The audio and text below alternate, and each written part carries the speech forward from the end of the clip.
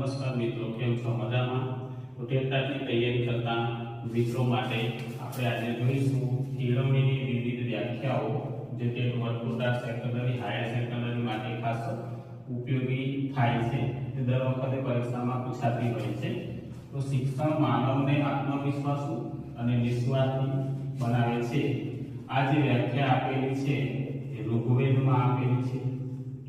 ત્યાર પછી માનવીને ચારિત્ર્યવાન અને જગત ઉપયોગી બનાવે તેને જ શિક્ષણ કહેવાય છે. આ જે વ્યાખ્યા આપેલી છે કૌટિલ્યએ. ત્યાર પછી સા વિદ્યાયા વિમુક્તએ. આ જે વ્યાખ્યા છે ઉપનિષદમાં છે.